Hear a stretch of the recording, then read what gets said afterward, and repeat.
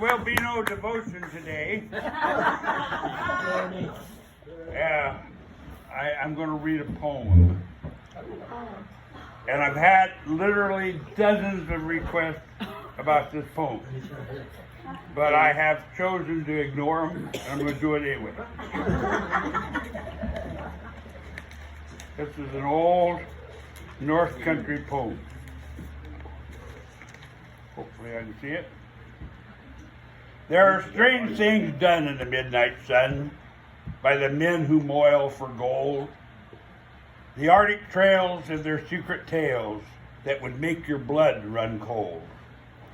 The Northern Lights have seen queer sights, but the queerest they ever did see was that night on the marge of Lake Labarge when I cremated Sam Magee.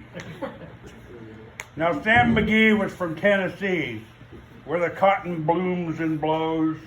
Why he left his home in the South to roam round the pole, God only knows. He was always cold, but the land of gold seemed to hold him like a spell. Though he'd often say in his homely way, "I'd sooner live in hell." On a Christmas day, we were mushing our way over the Dawson Trail. Talk of your cold, through the parka's fold, it stabbed like a driven nail. If our eyes we'd closed and the lashes froze, till sometimes we couldn't see. It wasn't much fun, but the only one to whimper was Sam Magee. And that very night, as we lay packed tight in our robes beneath the snow, and the dogs were fed and the stars o'erhead were dancing heel and toe, he turned to me and, "Cap," says he, "I'll catch in this trip, I guess. And if I do, I'm asking you won't refuse my last request."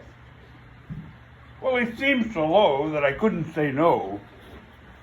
Then he says with a sort of moan, "It's the cursed cold, and it's got right hold till I'm chilled clear through to the bone. Yet it ain't being dead, it's my awful dread of the icy grave that pains. So I want you to, I'm asking you to, won't you excuse me, that you won't refuse my last request." Well, I got that messed up. Okay. "So I want you to swear that foul or fair, you'll cremate my last remains."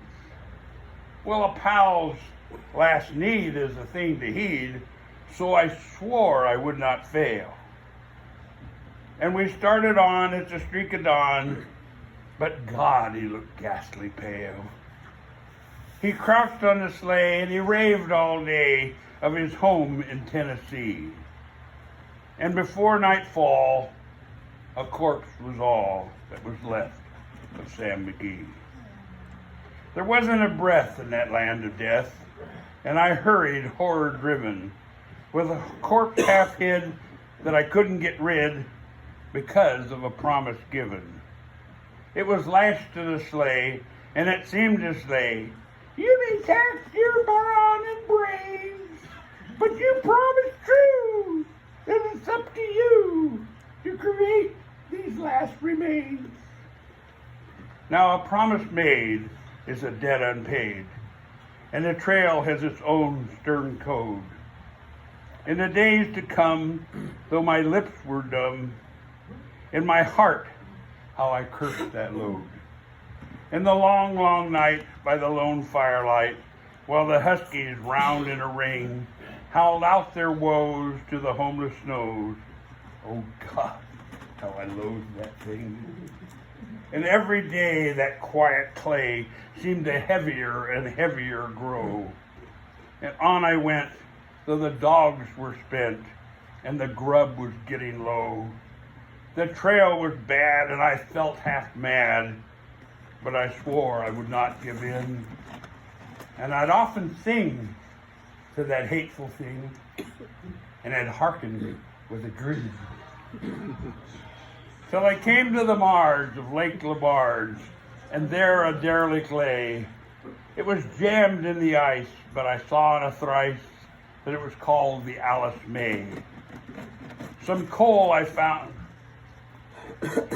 some planks I tore from the cabin floor, and I lit the boiler fire. Some coal I found that was lying round, and I heaped the fuel higher. The flames just soared, and the furnace roared, such a blaze you seldom see. And the greasy smoke in an Ike's coke went streaking down the sky. I buried a hole in the glowing coal, and I stuffed in Sam Magee. Then I took a hike, because I didn't like to hear him sizzle so. And the heavens scowled, and the huskies howled, and the wind began to blow. It was icy cold, but the hot sweat rolled down my cheeks, and I don't know why. And the greasy smoke in the inky cloak went streaking across the sky. I do not know how long in the snow I wrestled with grisly fear, but the stars came out and they danced about ere again I ventured near. I was sick with dread, but I bravely said, I'll just take a peep inside. I guess he's cooked, and it's time I looked. Then the door I opened wide. And there sat Sam, looking cool and calm, in the heart of the furnace roar. And he wore a smile you could see a mile. And he said, please cut that door. It's fine in here, but I greatly fear you'll let in the cold and storm. Since I left Plum Tree down in Tennessee, it's the first time I've been warm. There are strange things done in the midnight sun by the men who moil for gold. The Arctic trails have their secret tales that would make your blood run cold. The northern lights have seen queer sights, but the queerest they ever did see was that night on the marge of Lake Labarge when I cremated Sam Magee.